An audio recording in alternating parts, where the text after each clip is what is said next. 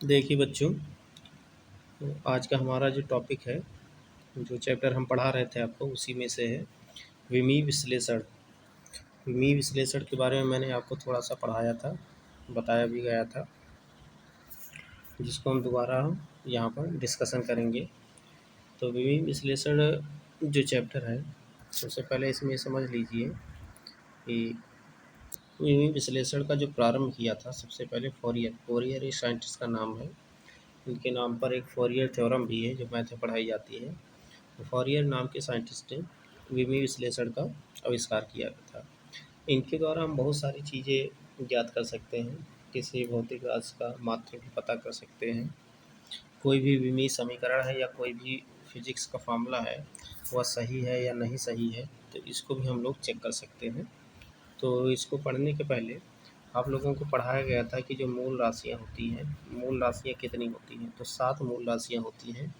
उन 7 मूल राशियों के जो मात्रक होते हैं उनको मूल मात्रक कहते हैं। अब देखिए विमाएँ क्या होती हैं। किसी भी भौतिक राशि की जो विमाएँ होती हैं वे घातें होती हैं, मतलब एक तरीके की घातें होती हैं जो उस राशि को व्यक्त करने के लिए मूल राशियों पर लगाई जाती है। मैं आपको इस तरीके से समझा रहा हूँ कि जैसे मान लीजिए कि आपके पास कोई राशि है, जैसे मान लीजिए कि चाल। तो चाल का सूत्र होता है, चाल बराबर होता है दूरी बटे समय। दूरी का मतलब होता है लंबाई और समय का मतलब समय, आप टाइम जानते हैं, ठीक है। हम दूरी को लंबाई की तरीके से देखेंगे तो जो लंबाई होती है ये एक मूल राशि होती है और जो समय होती है ये भी एक मूल राशि होती है। अब जो लंबाई लिखी है उसकी घात कितनी है? 1। जो समय लिखा है उसकी घात कितनी है? 1। तो अब ऐसे समझ लीजिए किसी भी भौतिक राशि, मान लीजिए कि वो भौतिक राशि क्या है? चाल की विमाएँ वे घातें हैं। क्या हैं? विमाएँ क्या होती हैं? घातें होती हैं। किस तरीके की घातें? जो उस राशि को व्यक्त करने के लिए, किसको? चाल को हमने व्यक्त करने के लिए क्या किया है? मूल राशियों पर लगाई जाती है। मूल राशियाँ कौन सी? लंबाई और समय। तो लंबाई के ऊपर घात कितनी लगी है? 1। चौड़ाई के ऊपर घात कितनी लगी है? 1। तो जो एक घात लगी है, इसी एक को क्या कहा जाता है? विमा कहा जाता है। विमा, विमा मतलब लंबाई की विमा कितनी है? 1। और समय की विमा कितनी है? 1। तो किसी भी भौतिक राशि जैसे चाल के सूत्र को व्यक्त करने के लिए क्या करना पड़ता है? मूल राशियों पर जो घातें लगाई जाती हैं उन्हीं को हम लोग विमा कहते हैं। और इसे समझ लीजिए, जैसे आयतन बराबर लिखा है लंबाई गुणे चौड़ाई गुणे ऊंचाई। तो इस आयतन में लंबाई हो गया, चौड़ाई का मतलब लंबाई से ही है, एक दूरी ही है, ऊंचाई का मतलब भी एक दूरी ही है। तीनों का जो मात्रक होता है वो मीटर ही होता है। मीटर, चौड़ाई का मात्रक मीटर इंटू ऊंचाई का मात्रक मीटर। तो मीटर की घात कितना हो गया? 3। तो मूल राशि कौन सी है यहाँ पर? मीटर। उसकी घात कितनी लगाई है? 3। तो मैंने भौतिक राशि आयतन को व्यक्त करने के लिए मूल राशि पर 3 घात लगाई है, तो जो 3 है वो क्या हो गया? विमा हो गया। किसकी विमा? आयतन। आयतन को व्यक्त करने के लिए आपने मीटर क्यूब का प्रयोग किया, तो मीटर की विमा या घात कितनी है? 3 है। अब आप देखिए यहाँ पर किसी भी भौतिक राशि की विमाओं को पढ़ने के लिए हम लोग क्या करेंगे? जो मूल राशियाँ होती हैं उनके विमीय सूत्र हम लोग सबसे पहले पढ़ लेंगे। किस तरीके से? जितनी मूल राशियाँ होती हैं उनके सबके एक अलग अलग अपने विमीय सूत्र होते हैं। जैसे लंबाई का क्या होता है? एल। तो एल को लिख के बिग ब्रैकेट में लिख दिया जाता है। द्रव्यमान का क्या है? Capital M. ठीक है। समय का क्या है? Capital T. ताप का क्या क्या है? थीटा। मैं आपको बता दूं थीटा यहाँ पर वर्ड नहीं था इस ऐप में, तो हिंदी में उसको लिख दिया है, तो उसकी जगह पर क्या लिखा गया है? थीटा। मैं तो आप थीटा पढ़े होंगे, तो बिग ब्रैकेट में क्या लिख दीजिए? थीटा। तो ताप का जो विमीय सूत्र होता है वो थीटा होता है। विद्युत धारा का क्या होता है? ए। एम्पियर से ए। ज्योत तीव्रता का स्मॉल सी स्मॉल डी मिलाकर लिखा जाता है। कैंडेला होता है मात्रक, उससे लिया गया है सी डी। पदार्थ की मात्रा का विमीय सूत्र क्या होता है? एम ओ एल, मोल। तो ये मूल राशियाँ हैं, इनको कॉपी पर उतार लीजिएगा। और मूल राशियों के क्या लिखे गए हैं? विमीय सूत्र लिखे गए हैं। अब देखिए यहाँ पर कुछ राशियाँ हैं, 2-3 राशियाँ हैं जिनके विमीय सूत्र निकाले गए हैं।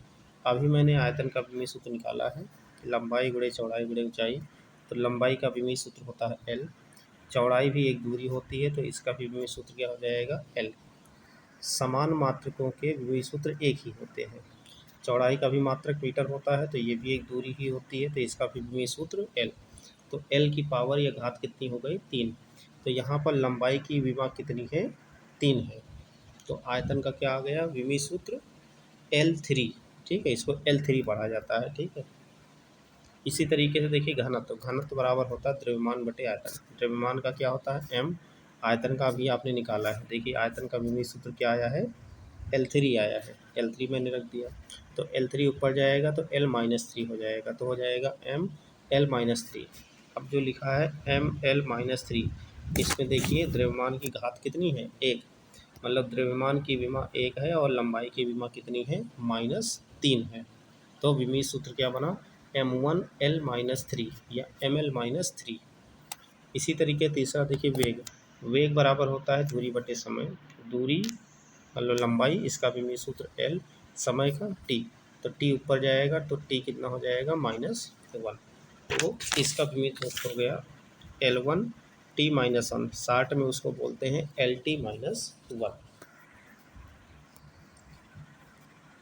इसी तरीके से कुछ भौतिक राशियाँ और भी हैं जिनके विमीय सूत्र यहाँ पर लिखे गए हैं। ठीक है, ये आपको दिखाई नहीं पड़ रहा होगा, तो इसको हम अलग से आपको हम बताए दे रहे हैं। इसमें जो पहली भौतिक राशि है, वो पहली भौतिक राशि है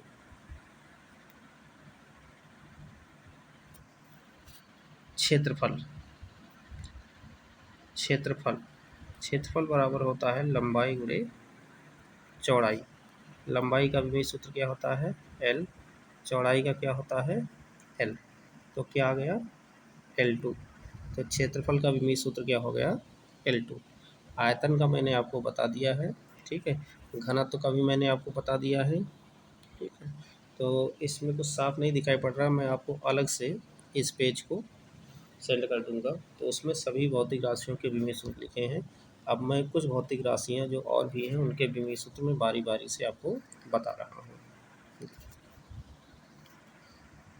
देखिए, गुरुत्वाकर्षण एक क्वेश्चन है। गुरुत्वाकर्षण नियतांक कैपिटल जी के विमा विमीय सूत्र विमीय समीकरण प्राप्त कीजिए। अभी मैंने आपको विमीय सूत्र बताया है। विमीय जो समीकरण होता है ये कैसे लिखा जाता है मैं आपको बाद में बताऊंगा। ठीक है, देखिए 9th क्लास में फॉर्मूला पढ़ा होगा। दो पिंडों के बीच में लगने वाला जो गुरुत्वाकर्षण बल होता है, बल कैपिटल F बराबर होता है G(m1m2) बटे r²। इसको इस सूत्र से निकाला जाता है जहाँ पर G क्या होता है? गुरुत्वाकर्षण नियतांक होता है। लेकिन इसको पढ़ने के लिए आपको सबसे पहले जो बल होता है इसका विमीय सूत्र पढ़ना पड़ेगा। तो जो पिछला टॉपिक था जिसको पेज सही से नहीं आया था, उसमें बल का विमीय सूत्र लिखा हुआ है, लेकिन मैं आपको इसको अलग से बता दे रहा हूँ। तो देख लीजिए, सबसे पहले कुछ भौतिक राशियों के विमीय सूत्र ही आप पहले देख लीजिए।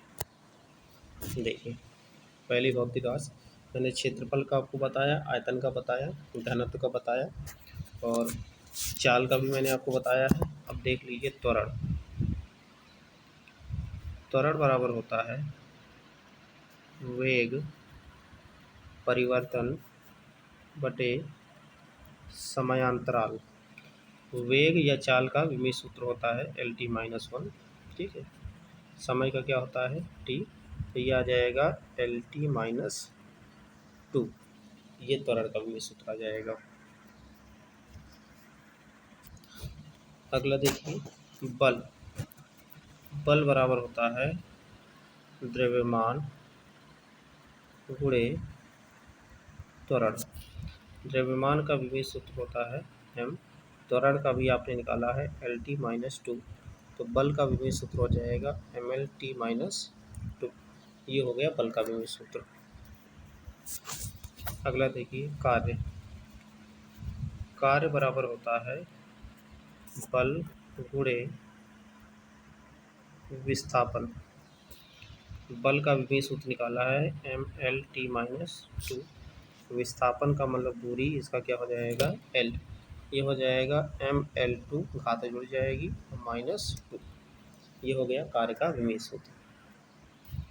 अगला देखेंगे दाब। दाब बराबर होता है बल बटे क्षेत्रफल, बल का विभेद सूत्र होता है mlt-2। क्षेत्रफल का क्या होता है L2। L2 ऊपर जाएगा तो इसकी घात 1 है, इसकी घात 2 है, तो घात बचेगा -1 और t-2, तो ml-1 t-2। अगला देखेंगे संवेग। संवेग बराबर होता है द्रव्यमान और गुणे वेग। द्रव्यमान का होता है m, वेग का होता है या चाल का होता है LT-1। एक ही सूत्र होता है वेग और चाल का, तो हो जाएगा mlt-1। इस संवेग का भी सूत्र है। इसी तरीके से मैं आपको बता दूं ऊर्जा, जो कार्य का भूमि सूत्र होता है वही ऊर्जा का भूमि सूत्र होता है। ठीक है, अगर किसी भी तरीके की ऊर्जा हो, गतिज ऊर्जा हो, ठीक है, या स्थितिज ऊर्जा हो, कोई भी ऊर्जा होगी तो उसका जो भूमि सूत्र होगा वो कार्य के बराबर आएगा। कितना ml2 t-2। तो ये है कुछ भौतिक राशियों के भूमि सूत्र। बाकी कुछ ऐसी भी राशियां हैं जो हर चीज़ हम यहाँ पर लिख नहीं पाएंगे, जिनको मैं साधन से उपलब्ध करा दूंगा। तो विमीय सूत्र निकालने का तरीका ये होता है।